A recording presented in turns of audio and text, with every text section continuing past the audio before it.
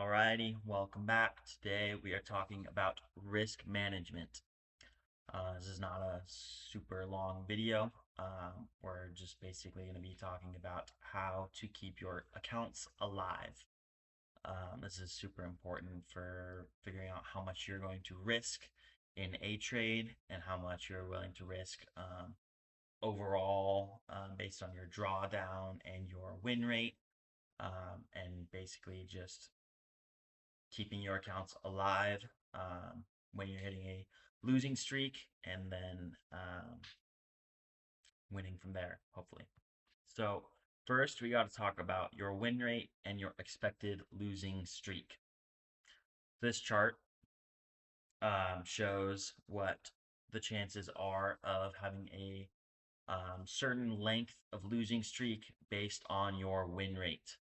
So, say you have a 50% win rate in a sample size of 100 trades, which is what this is based on. The chances of seeing a losing streak of six losing trades in a row is about 51%.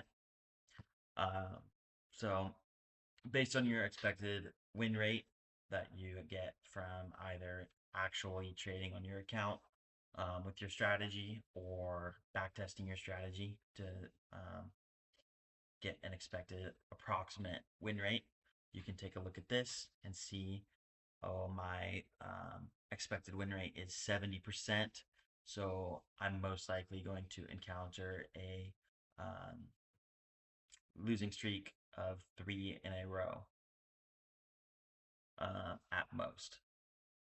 However, in a larger sample size, you're probably going to see more, but obviously, the higher your win rate is, the lower the chances of a long losing streak.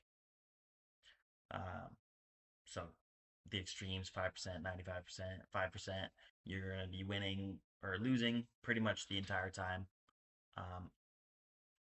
It's just all red on this chart. And 95%, which is extremely unrealistic, you're probably never going to have a losing streak. It's just very rare, but also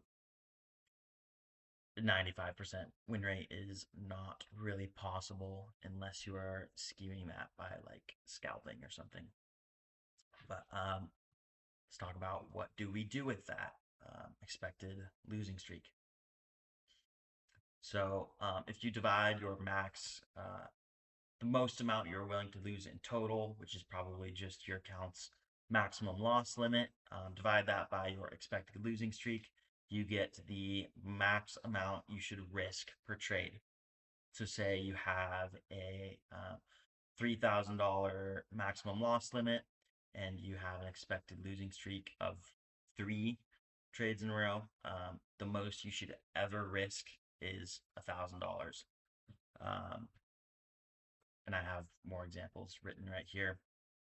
If your maximum drawdown or maximum loss limit is $3,000, which is typical of a 100K account, and your win rate is 60%. If you go back to this chart and see 60%, you'll probably see a losing streak of 4 right here, more likely than not. Then your expected losing streak, 4 losses. Just divide this by this, and you get 750. If these are your numbers, that means the most that you should ever risk in a trade is $750. If you're risking more than that, then that means you are over risking, which is something you want to avoid. And in another example, if your maximum drawdown is $2,000, which is typical of a 50K account, and your win rate is 55%, go here, 55% win rate. Go along here, more likely than not, you will see a losing streak of 5. So your expected losing streak, 5 losses. Divide 2,000 by 5, you get $400. If these are your numbers, that means that you should never risk more than $400, ideally.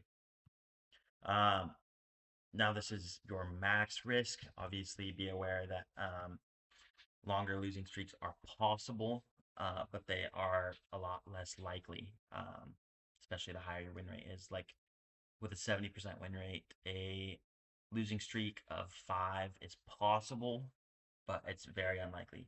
On average, if you had a 70% win rate, to get to a losing streak of 5, you'd have to have like 1,000 trades. Um,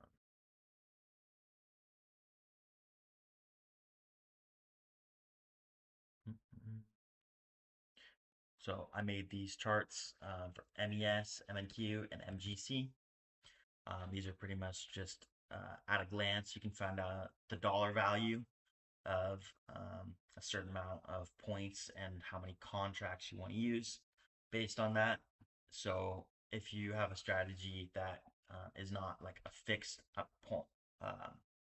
stop loss based on points, and it changes based on structure, which is common. Like you want to set your stop loss below a low or above a high, and that's a certain distance from your entry point, and you're like scrambling to enter the trade, but you need to know how many contracts to do. You can take a look at this. Say you're on MNQ and your stop loss is turning about to be 30 points, and you want to risk maybe 500, then you could go along here and see the most contracts you want to use. You want to use like 8 probably. Or say you're on MGC and the stop loss that you're about to place is going to be like 7 points, and the most you want to risk is $600. You can go along here and look and see you probably want to use again 8 contracts, and these are micros, by the way. Micro, which means that 10 is a mini, 20 is 2 minis, 30 is 3 minis, and so on. So yeah, these are just quick little cheat sheets. I can put these in the server as well, just to have at a glance if you don't want to do the math in your head, or yeah. So why does this matter? Obviously, you want to keep your accounts alive. This is a mathematical way to um, help you manage your risk without just like imagining it. Um, this is based on real numbers. Um, so especially when you get into your funded stages, when you get to your sim funded and especially your live funded, um, you really want to make sure that you don't like lose up to months of progress from over risking. Um, yeah. So because basically how these accounts work, you have a 50K account, which means you have 50K buying power. But in reality, all you control is a $2,000 drawdown. The drawdown is all you control, even if the account number is uh, way bigger. Or typically 3K for 100K, um, and so on. Um, so this is why we just want to keep our accounts safe, and yeah, no emotional sizing, keeping our losses predictable. Um, I used to just trade with a fixed amount, like I would just trade with 1 NQ or 5 micros on 100K or 50K. Um, and then all of a sudden, I just placed a $1,200 stop loss, um, which was kind of scary. Fortunately, that trade was either a win or a break even, but that made me realize that I shouldn't just have a fixed contract amount, especially when the point distance of my stop loss varies so much based on volatility, based on structure.